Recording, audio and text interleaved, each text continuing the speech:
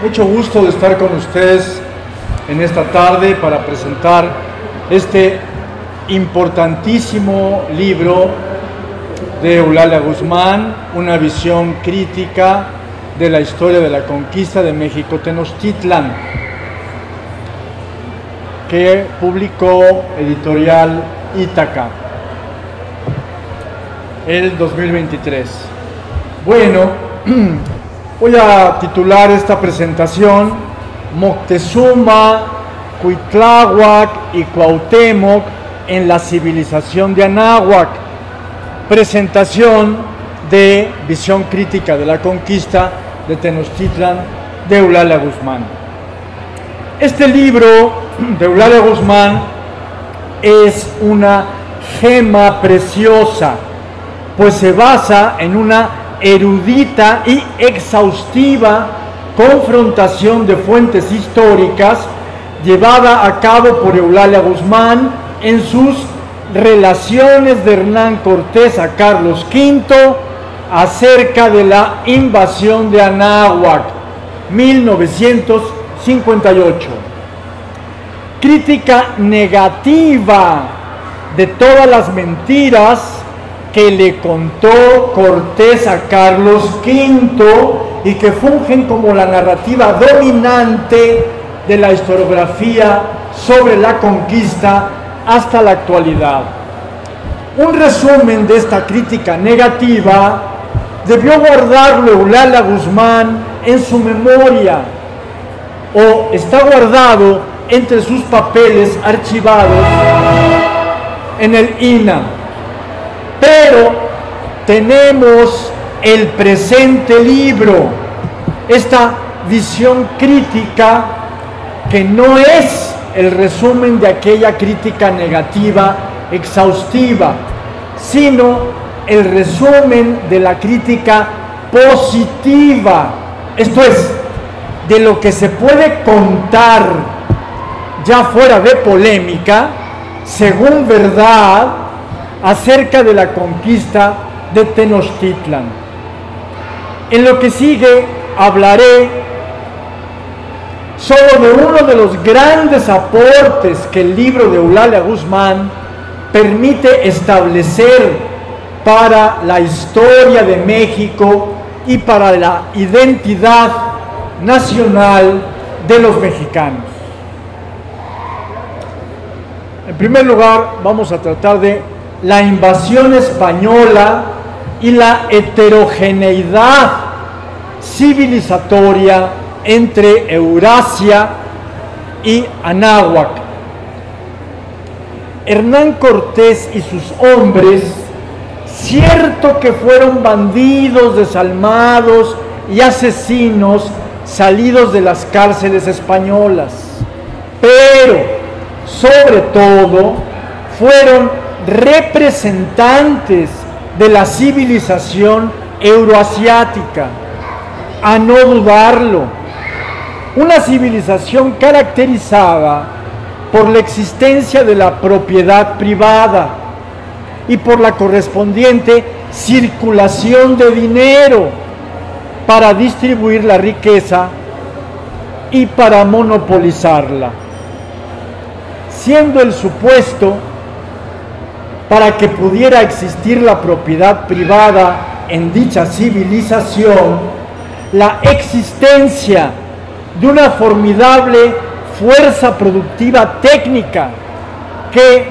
la posibilitara, la ganadería de vacunos, porcinos, ovinos, caprinos y caballar, desarrollada con anterioridad a la agricultura, y cuyos actos permitían a una familia sobrevivir independientemente del resto de familias, impulsándose así la fragmentación de la propiedad comunitaria en esta propiedad privada familiar, transformada prontamente en propiedad privada del padre representante de la familia.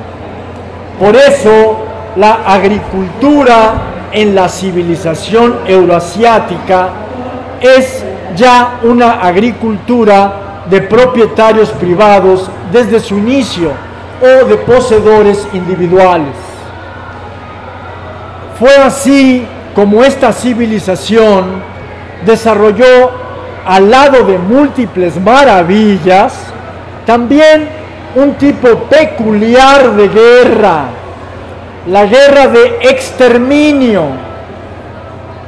precisamente así desplegada con la finalidad de apropiarse privadamente de la tierra del vencido. Ahora bien, la guerra de exterminio presenta la característica peculiar de que la amenaza de muerte mediante muerte, matas a una parte de la población para que el resto sobreviva amenazado y se someta. La amenaza de muerte mediante muerte, propia de cualquier tipo de guerra, se transformó en dispositivo sistemático y frecuente, y no uno entre otros, y utilizado de vez en cuando en esta civilización.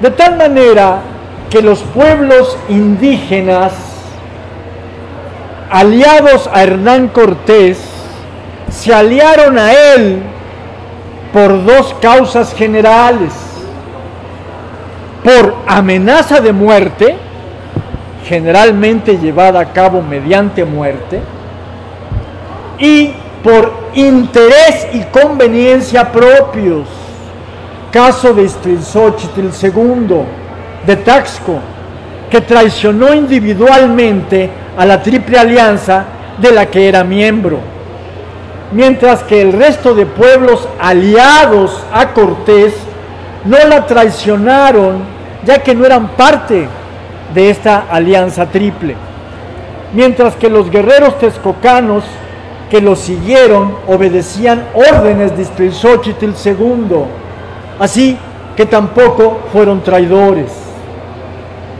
El caso es que salió adelante, como síntesis de las dos mencionadas causas de alianza con el invasor, un único motivo de alianza activo con Hernán Cortés: la asunción política de sustituir la confederación de la Triple Alianza por una nueva confederación en la que Hernán Cortés formaba parte de los aliados o de los confederados, lo cual constituyó un cálculo político equivocado de gravísimas consecuencias para todos los pueblos aliados. Hernán Cortés no cumplió con el acuerdo establecido con sus aliados y ya había mostrado que no cumpliría, que era inconfiable, que su sensibilidad y propósitos eran del todo heterogéneos y antagónicos con el mundo anahuaca. Estos rasgos eran palpables y evidentes, pero sus aliados indígenas los soslayaron, ora por temor, ora por interés, mientras que los mexica reconocieron estos rasgos y a partir de allí llevaron a cabo el cálculo político correcto de combatir a Hernán Cortés en vez de aliarse con él. Y aún al catar la hondura del antagonismo civilizatorio personificado por Hernán Cortés, sacaron la conclusión de resistir su ataque hasta la muerte, para de esta manera hacer ver a todos los pueblos, y en particular a los aliados de Cortés, el hondo peligro que éste implicaba, a fin de decidirlos a abandonar la alianza y quizá volverse contra él. Número 2. Moctezuma, Cuitláhuac y Cuauhtémoc. Frente a estas realidades profundas involucradas en el evento histórico de la invasión española de Anáhuac, reconocibles al correr de la narración de Eulalia Guzmán, si se la estudia con cuidado, frente a todo ello, digo, la narrativa cortesiana y sus variantes que predomina en la historiografía sobre la así llamada conquista, presenta desfigurado no solo a Moctezuma, a Cuitláhuac y a Cuauhtémoc tomados individualmente, sino, sobre todo, desfigura las relaciones recíprocas entre estos. Pero siendo Cuitláhuac y Cuauhtémoc héroes patrios, normalmente aceptados por la conciencia nacional, las aludidas desfiguraciones y relaciones recíprocas tergiversadas entre los personajes aludidos tienen efectos deletéreos para la identidad nacional. En efecto, en primer lugar, se nos ofrece una identidad nacional escindida y contradictoria. ¿Los mexicanos son unos traidores o son héroes trágicos? Pues Moctezuma aparece como traidor en oposición a Cuauhtémoc, el héroe que lucha hasta la muerte, y que aún en alguna variante narrativa es quien le propina a Moctezuma la pedrada en la cabeza que lo mataría, según Cortés, por ser traidor a su pueblo. Mientras que, en segundo lugar, se trata de una conciencia e identidad nacionales individualistas, porque se nos presenta a Cuitláhuac como héroe invicto, pero desafortunadamente muerto por la viruela, y a Cuauhtémoc como héroe vencido, ambos como avatares individuales cuya sucesión dependió de azarosas circunstancias, pues si Cuitláhuac no hubiera muerto por la viruela, Cuauhtémoc no hubiera subido al trono.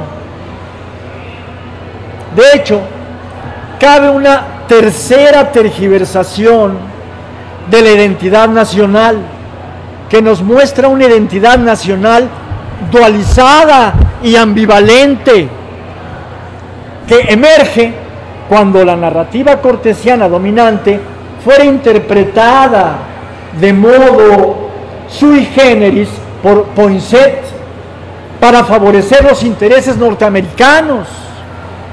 Así que, reinterpretando a Cortés desde el siglo XIX,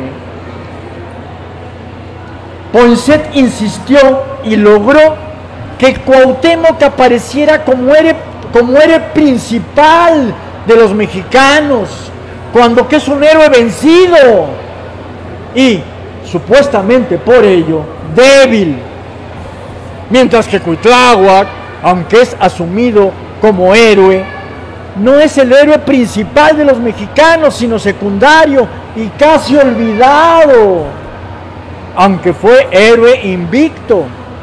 Todo ello según la valoración norteamericana de los héroes nacionales, los de Estados Unidos, los mexicanos y los de cualquier otro lugar. El caso es que Cortés, en sus relaciones a Carlos V, demerita como cobarde y traidor a Moctezuma, mientras lo exalta como un gran déspota sanguinario, de tal manera que junto con Bernal Díaz del Castillo, Moctezuma queda contrapuesto a Cuauhtémoc el heroico, mientras que la narrativa estadounidense, tomando como cierta la narrativa cortesiana y la de Bernal Díaz del Castillo, insiste en oponer a Cuitláhuac contra Cuauhtémoc, mientras perversamente recomienda que los mexicanos endiosen a Cuauhtémoc en vez de a Cuitláhuac el invicto. Frente a estas tergiversaciones históricas y de la identidad nacional, la narrativa de Eulalia Guzmán permite recuperar una conciencia histórica verdadera y específica de los acontecimientos y por ende ser la base de una identidad nacional verdadera y específica en vez de escindida, contradictoria, individualista, idealizada. Pero, ¿qué es eso de identidad nacional específica?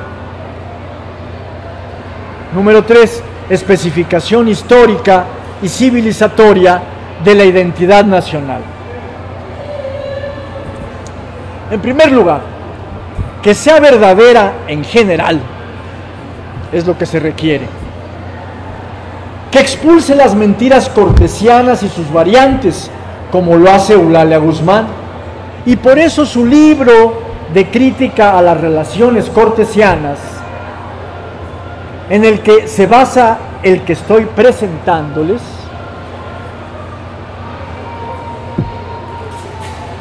es una obra que hace época, aunque ha sido silenciada durante décadas. Que hace época, digo, porque de un lado tenemos toda la actual historiografía sobre la conquista, prisionera de la narrativa cortesiana mendaz, y de otro lado la obra de Eulalia Guzmán y de los pocos historiadores que la han recuperado.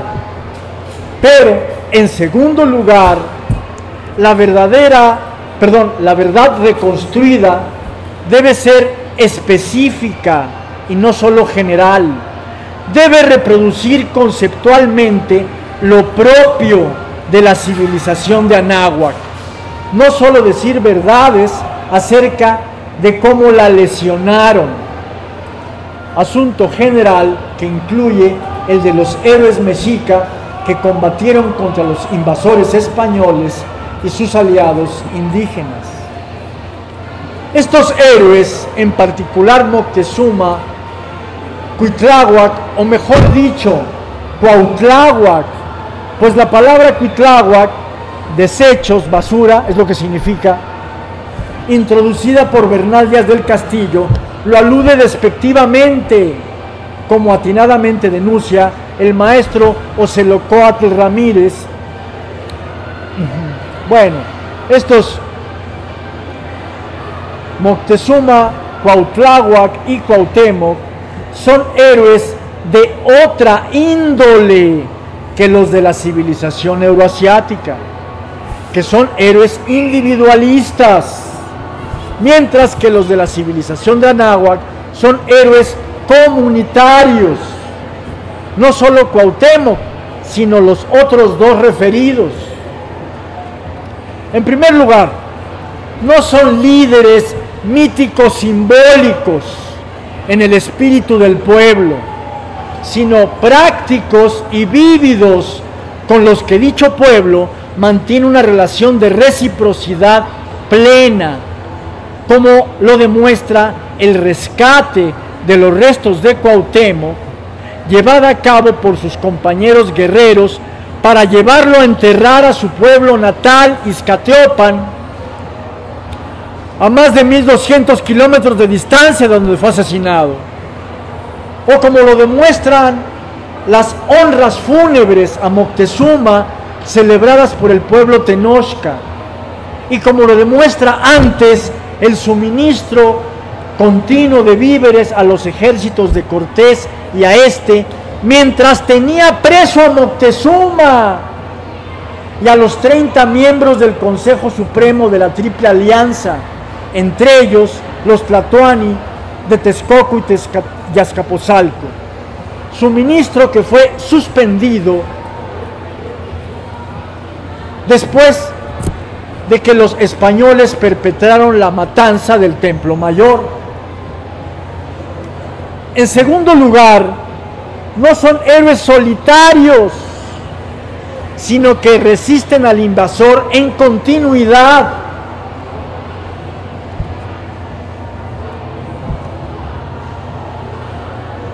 Son un frente de resistencia al invasor desplegado en el tiempo.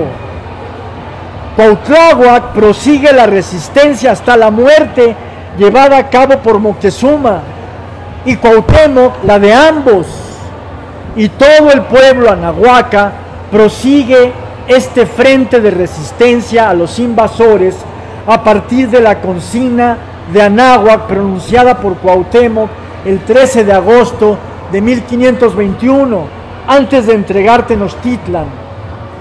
Consigna que indica cómo es que debe ser transformada por dicho pueblo la resistencia contra el invasor ya vencedor y que ya avasalla todo el territorio.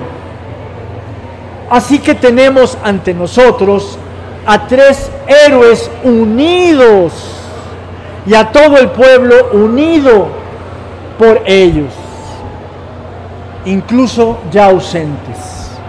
Tenemos frente a nosotros una relación líderes-masas o pueblo, para decirlo con propiedad en vez de solo utilizar el término sociológico y psicosocial técnico respectivo, relación líder-masas. Tenemos ante nosotros, digo, una relación líder-pueblo auténtica en cuanto a reciprocidad por fines compartidos, misma que fortalece la conciencia nacional de los mexicanos actuales ante embates neocolonialistas contemporáneos y contra líderes vendepatrias individualistas frecuentes en la historia de México, de Santana a Enrique Peña Nieto y la dupla Claudio X González, Xóchitl Gálvez, que no es comunitaria, sino una alianza entre ambos de sometimiento por dinero y poder, así como con Estados Unidos, de oligarcas mexicanos amafiados con el señor X.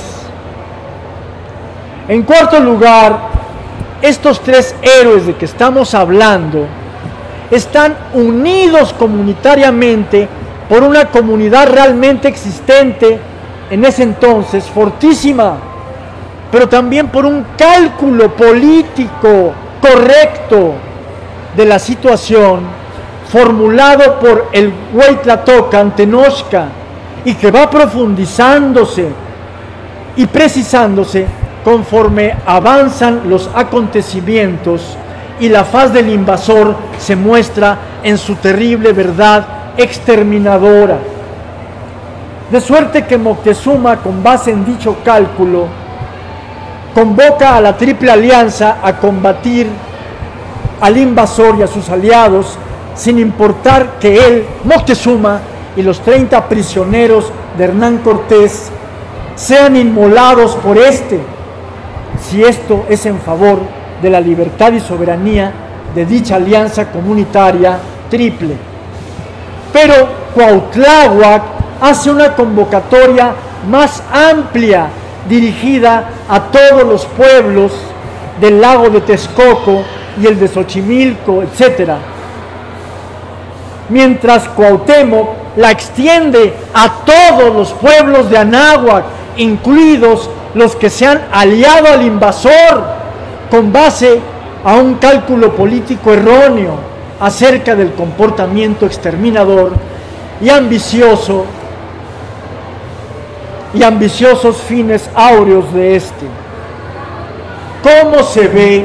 El Hueytlatócan es un sujeto histórico revelado críticamente en la narración histórica de Eulalia Guzmán contra Hernán Cortés, un sujeto histórico omitido por este, y que es el que articula a Moctezuma con Cuauhtémoc y con Cuautláhuac y con Cuauhtémoc, en tanto héroes comunitarios doblemente determinados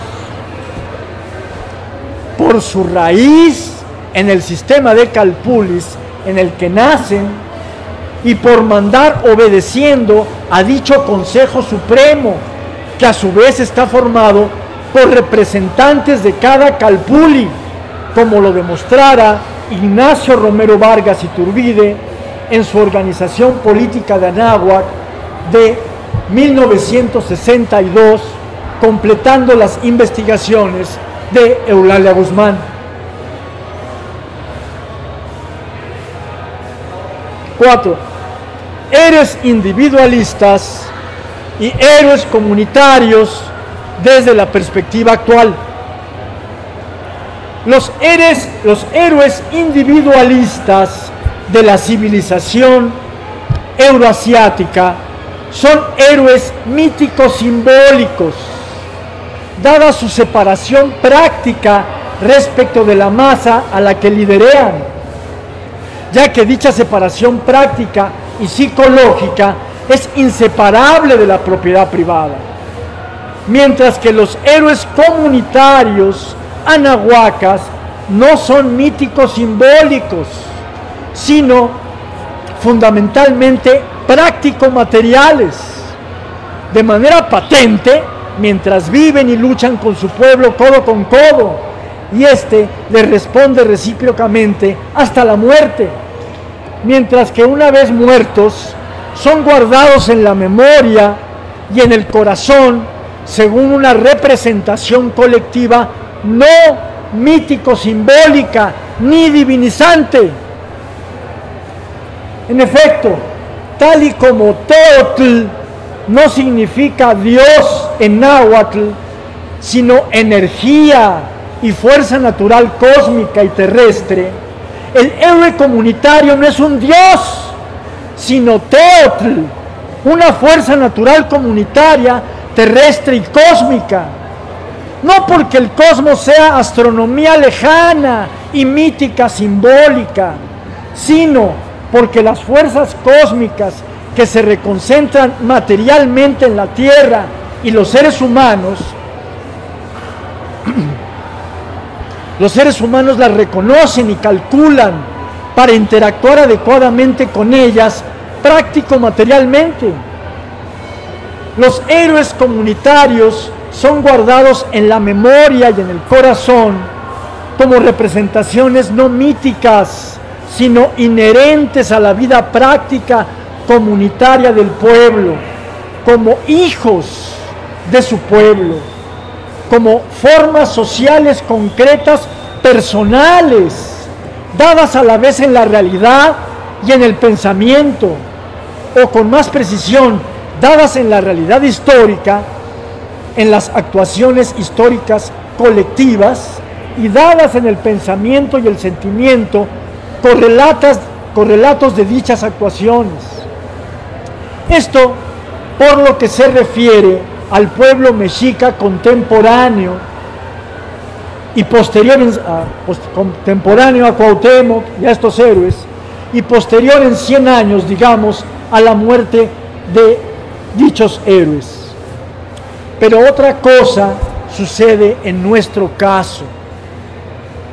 Ahora que nosotros recordamos a los héroes comunitarios, Cuauhtémoc, a Cuautláhuac y a Moctezuma, no podemos sino simbolizarlos y mitificarlos en cierto grado, individualizándolos y oponiéndolos entre sí y viéndolos separados de su pueblo y divinizándolos cristianamente, aunque no sean cristianos.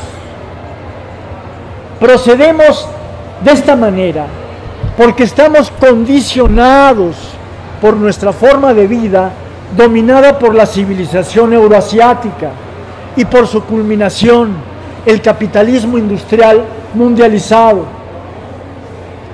Evidentemente, restableciendo la verdad del caso en términos generales y aún en relación a la civilización específica a la que dichos héroes comunitarios pertenecieron, podemos relativizar nuestro equívoco, y tanto más cuanto más hayamos restablecido la verdad general y específica del caso,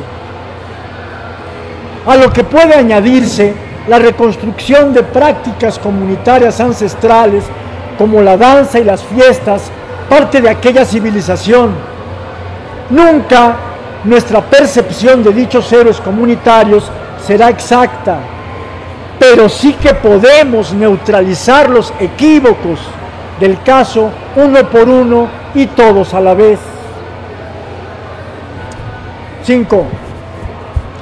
Thomas Carlyle y sus héroes frente a Eulalia Guzmán y los héroes anahuacas. El escritor e historiador insigne inglés del siglo XIX, contemporáneo de Goethe, a quien admiraba y se carteaba con él, Thomas Carlyle, escribió su libro On Heroes, o sobre los héroes, con base en lecciones o conferencias para un selecto público aristocrático, terrateniente y burgués, el 22 de mayo de 1840, y de él, de Thomas Carlyle, proviene la principal fuente occidental para entender o malentender qué y quién es un héroe, pues en sus lecciones a su selecto público mayormente oligárquico ofreció, si no una definición de qué es un héroe,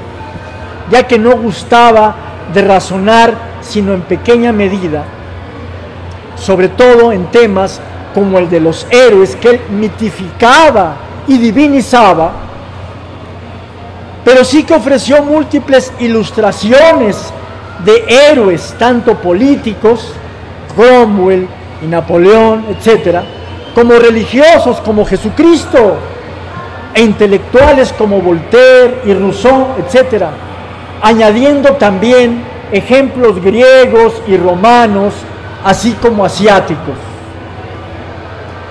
Wilhelm Reich, en su El asesinato de Cristo, de 1954, replantea el tema de la relación líder-masas, discutiendo con las teorías al uso, entre ellas muy principalmente, aunque sin mencionarlo, con la de Carlyle acerca del héroe. Discute un héroe preciso, Jesucristo, el modelo de líder euroasiático libertario, válido para todas las épocas de esta civilización, y que no por casualidad fue asesinado por su pueblo, formando parte del modelo euroasiático del líder revolucionario, precisamente este trágico evento de ser asesinado, según analiza en profundidad el tema Wilhelm Reich, subvirtiendo completamente la idea romántica de Carlyle, la cual oculta lo que conviene a las clases dominantes contra las que dichos líderes combaten. También el gran poeta mexicano Ramón López Velarde, 1888-1921, el poeta nacional, como se lo conoce, conoció el libro de Carlyle, asumiéndolo para entender lo que es un héroe, y en particular a Cuauhtémoc. Pero eso sí, echando de ver que un héroe como Cuauhtémoc, extraño al mundo euroasiático, no aparece mencionado entre los múltiples ejemplos de héroes ofrecidos por Carlyle. Pero al igual que este, cree poder caracterizar al héroe anahuaca como una forma artística o estética individual producido por la naturaleza en la historia. Y la crítica implícita de López Velarde a Carlyle consistiría en que el amplio repertorio de héroes que este nos muestra siempre formas artísticas imperfectas. Por no ser un Miguel Ángel o un Leonardo da Vinci, digamos, o un Shakespeare, o un Cervantes, etcétera, quienes las ejecutan, sino la naturaleza en sus azares. Pero el poeta mexicano, ante el magnífico espectáculo de Cuauhtémoc, claro, forjado dicho espectáculo artísticamente por Cortés y por Bernal Díaz del Castillo, el espectáculo trágico y épico forjado por ellos, cree tener ante sí una obra de arte terminada, y de ahí nace su célebre aforismo cuando señala poéticamente que Cuauhtémoc es el único héroe a la altura del arte. Aforismo sublime, pero que supone a Cuauhtémoc como héroe individualista, al estilo de los euroasiáticos de la Galería de Carlyle. Y casi lo explicita López Velarde como héroe que concluye su épica trágicamente vencido. Y es en esta tragedia en la que el poeta nacional se arroba romántico modernistamente, contrastándola con la fuerza épica del héroe jugada en los acontecimientos adecuadamente trastocados por la narrativa cortesiana, de la que Bernal es puntal. Ni qué decir que López Velarde tiene por rey y emperador a Cuauhtémoc, según lo tergiversara de cuerpo entero Hernán Cortés. Pero no, ni Cuauhtémoc, ni Moctezuma, ni Cuautláhuac son héroes individuales, individualistas, míticos simbólicos, sino héroes comunitarios. Y no hay uno invicto, otro cobarde y traidor y otro trágicamente derrotado, Cuauhtémoc, sino que, como digo, constituyen un frente común de resistencia contra la invasión española. Y es en el contexto de esta tarea colectiva, comunitaria, en la que descuellan Cuauhtémoc como el último jefe de la resistencia político-militar beligerante,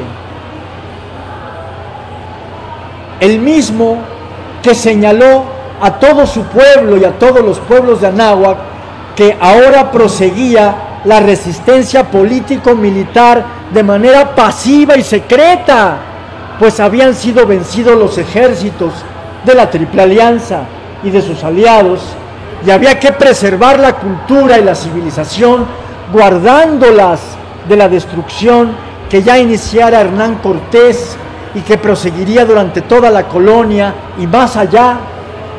Como también había que preservar lo más posible las vidas de los sobrevivientes, a quienes encomendaba que desplegaran acuciosamente esta nueva forma de resistencia comunitaria. Y así lo hicieron y la prosiguen haciendo los pueblos originarios anahuacas. De tal manera que la lucha de Cuauhtémoc no termina trágicamente derrotada, porque no es una lucha privativa de él, sino una lucha compartida con todo su pueblo. Es la lucha de una civilización comunitaria que sigue viva y resistente contra el neocolonialismo contemporáneo, como fue resistente y aún participó en el hundimiento del colonialismo español, en gracia a que los pueblos anahuacas cumplieron la consigna del Hueytlatocan de Tenochtitlan, comunicada a los sobrevivientes por el Tlatoani Cuauhtémoc, aquel que lleva la palabra del consejo al pueblo, que eso es lo que significa el ser Tlatoani, no rey, ni emperador, ni cacique, etc. 6. Leyenda negra antiespañola y leyendas negras y leyenda negra antiazteca.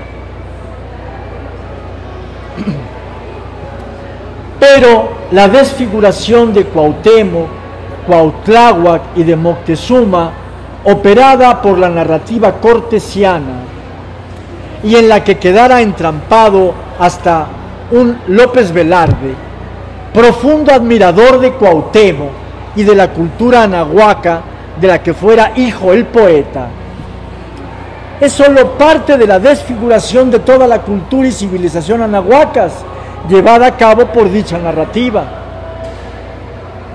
Narrativa mendaz y desfiguradora que Eulalia Guzmán refuta puntualmente, pero que sigue causando efecto hasta la fecha.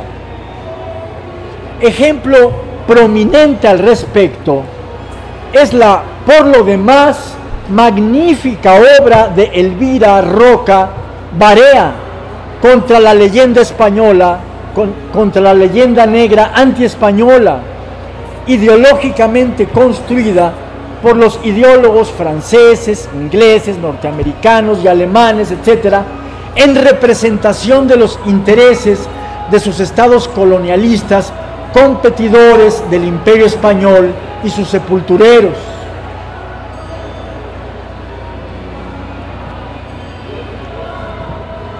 Sí, pero el trabajo de Elvira Roca Barea sigue críticamente la narrativa cortesiana, de suerte que, si por así decirlo, reconstruye la leyenda negra antiespañola, no es sino para complementar esta labor crítica con una labor profundamente acrítica, que consiste en reforzar la leyenda negra contra los aztecas, iniciada por Hernán Cortés, en primer lugar contra Moctezuma y el resto de tlatoanis resistentes, comenzando por llamar a Moctezuma rey y emperador, para así presentárselo a Carlos V como presunto propietario privado del imperio azteca, que absurdamente Cortés le dice a su rey que Moctezuma, teniendo derecho para ello por ser su propietario, le dona. Y dice así el capitán extremeño, precisamente para ocultar con este trampantojo o cuento absurdo que había iniciado, para ocultar que él, Cortés, había iniciado una guerra sin permiso de Carlos V contra la Triple Alianza, lo que era delito penado con la muerte. Pero de nada de esto parece estar enterada Elvira Roca Barea, y en todo minimiza la inmensa destrucción civilizatoria llevada a cabo por la invasión y colonización españolas en Anáhuac, parte importante de la cual destrucción civilizatoria fue la desfiguración de su historia, llevada a cabo por Hernán Cortés, volviéndose su narrativa sobre la conquista canónica al quedar convalidada por la corona española y por la censura implementada en Nueva España por la Compañía de Indias y por la Inquisición, contra toda versión que subvirtiera en puntos esenciales a la cortesiana.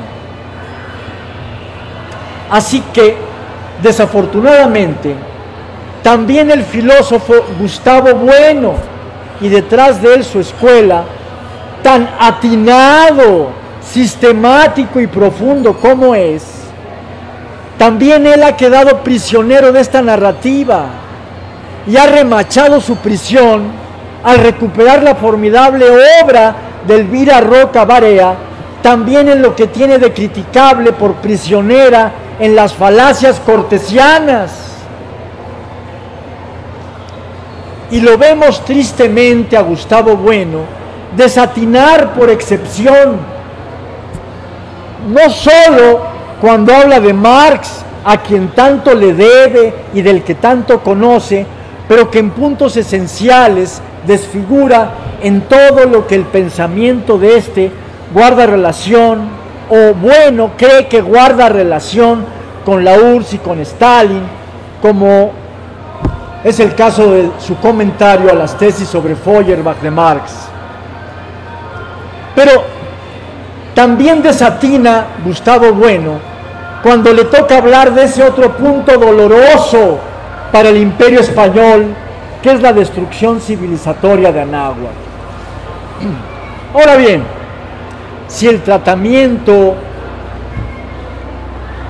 o terapia, pues, para el desatino buenista respecto del pensamiento de Marx presenta algunas complejidades, su tino en la crítica de la leyenda negra antiespañola y el tino en el mismo blanco mostrado por Elvira Roca Barea, bien podría ser completado con que dejaran de desatinar, deteniendo la forja de la leyenda negra contra los aztecas, héroes incluidos. Sí, podrían dejar de desatinar en este punto simplemente siguiendo la recomendación de que leyeran la refutación magistral, sirviéndose de todas las fuentes históricas que Eulalia Guzmán logra en su magna obra, y en esta que me encuentro presentando ante ustedes contra la narrativa cortesiana. Recomendación que muy bien les vendría a los historiadores, arqueólogos y antropólogos mexicanos, en particular los integrantes del INA. Y ya verán ellos si la siguen. Pero si bien le viene la recomendación a la prominente escuela de Oviedo, creada por Gustavo Bueno, en asuntos tan delicados y complejos como la paradójica dupla leyenda negra antiespañola, leyenda negra antiazteca, mejor nos viene a todos los mexicanos que menos tenemos que preocuparnos por la leyenda negra antiespañola, y sí mucho por reconstruir rectamente la historia de nuestra nación y sus antecedentes novohispanos y anahuacas. Ahí concluyo.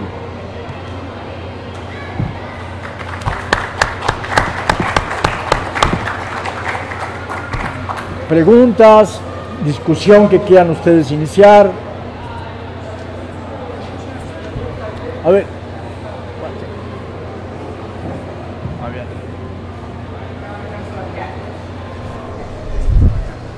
¿Quién? ¿Alguien quiere comentar? Sí. Sí, adelante. Bueno, primero quiero felicitarlo por la presentación tan compleja, tan profunda de todo este tema, ¿no?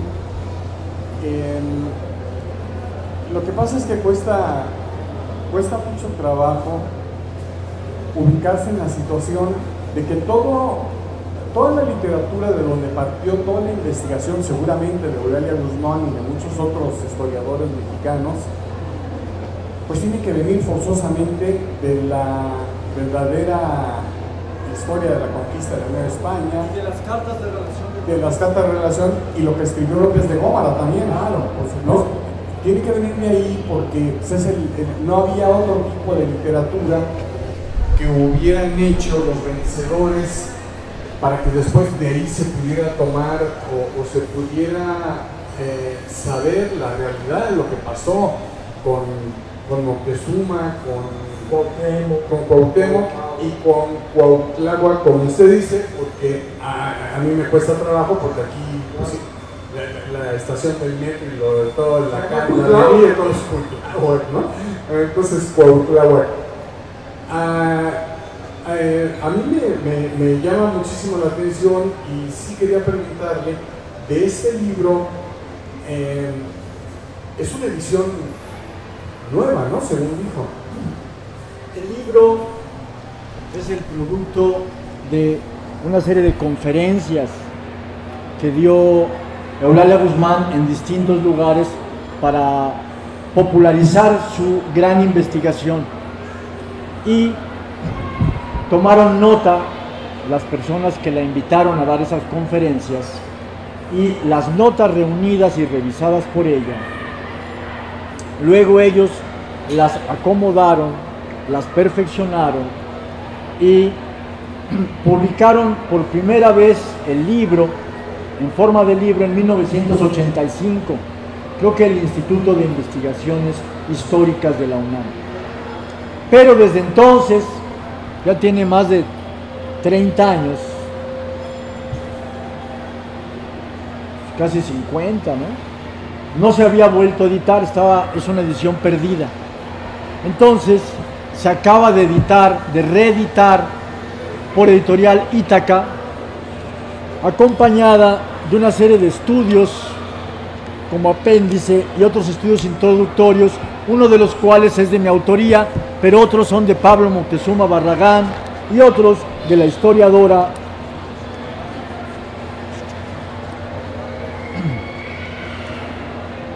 María Alba Pastor. Entonces, es así como lo tenemos, ¿no? Es una obra que, dado que Eulalia Guzmán, su obra fundamental, es una obra de 600 y pico de páginas, en la edición reciente que hubo de ella en línea, la pueden ustedes encontrar gratuitamente, publicada por el INERM, el Instituto Mexicano de la Revolución Mexicana, en 2019, la reeditaron. Desde 1958 que no se había publicado, había sido olvidada, no obstante ser tan importante. Bueno, como esta obra de Eulalia Guzmán es de este tamaño, entonces pues es para especialistas, vamos a decir. Pero ella quería que el pueblo y personas estudiosas, pero que no fueran especialistas, la conocieran. Entonces dio estas conferencias en las que hace el resumen, no el resumen de su crítica, fuente por fuente, porque otra vez sería muy largo de exponer, sino es un resumen en positivo de lo que puede decirse en verdad de los eventos. Entonces esa es la gran joya que aquí tenemos. Sí. Sí, gracias. Porque a mí me parece muy interesante buscarlo y leerlo. Porque nosotros a los... Aquí, yo sé que lo tiene el maestro Víctor García Colín aquí en su puesto. Entonces ahorita lo voy a buscar. Y porque lo que me parece muy interesante es todo lo que usted habló es de cómo a los mexicanos nos cuesta trabajo separar todos estos que han sido a través del tiempo los héroes que nos han hecho creer que son héroes, los villanos que nos han hecho creer que son villanos. Moctezuma es villano para nosotros, el señor Trujillo en la primaria. Sí. Claro, porque se sigue la narrativa de Cortés, que era su enemigo. Sí, claro. Y no nada más de esa época, ¿no? De toda la época, de toda la historia de México, pues hay dichos que ni son villanos, o si fueron villanos no fueron héroes, o al revés, ¿no? Pero bueno, en fin, ya para resumir, qué bueno que me dijo, voy a buscar ahí el libro y a ver si lo puedo encontrar. Y muchas gracias, muy interesante toda su exposición.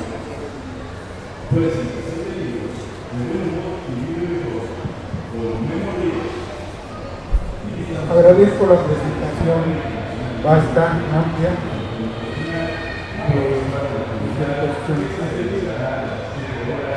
Me interesaría saber de las fuentes que publicó la escritora Eulalia Guzmán, que se basa principalmente en las cartas de relación de Cortés a su gran rey. No se menciona o no se ha mencionado el tipo de trampa que Cortés le puso a su propio rey para reconocerlo y para premiarlo. No cabe duda que desde aquella época ya existía la corrupción, entre comillas, que todavía tanto padecemos, porque en aquel entonces se compraban puestos, títulos, hasta los de nobleza, hasta el propio virrey tenía que pagar. Cortés compró al rey de España Entonces, con oro. Entonces, esta corrupción ya la arrastramos desde entonces. Quizá un poco antes también, pero no hay documentación tan a la mano como la de Cortés, sobre todo en la época virreinal. Fíjate o no, es una fuente de información que habría que evaluar específicamente, como ya lo han hecho otros autores del propio Instituto Nacional de Antropología. ¿Qué fue de Cortés? Sí. Bueno, no de Cortés precisamente, sino de su entorno, de su partido, digamos, porque sin duda tuvo que participar en ese momento cierta influencia en el ámbito nacional y mundial. Concluyo con esto. Muchas gracias. Entonces, pues no, mire, Eulalia Guzmán hace una edición crítica de las cartas de relación de Cortés, porque ella encuentra el manuscrito original de Cortés, ella encuentra la edición original de las cartas de relación en Europa y contrasta con esta primera edición original todas las restantes ediciones de las cartas de relación que tienen fallas, variantes. Es una edición crítica de las cartas de relación de Cortés, pero además es un estudio crítico de las cartas de relación de Cortés. Un estudio crítico que se basa en todas las fuentes existentes, indígenas, mestizas, españolas, para discutir tesis por tesis de las mentiras que dice Cortés, contrastándola con todas las fuentes. Es un trabajo formidable. Es Eulalia Guzmán, no el INA, que le prometió que iba a publicar la obra y no la publicó nunca.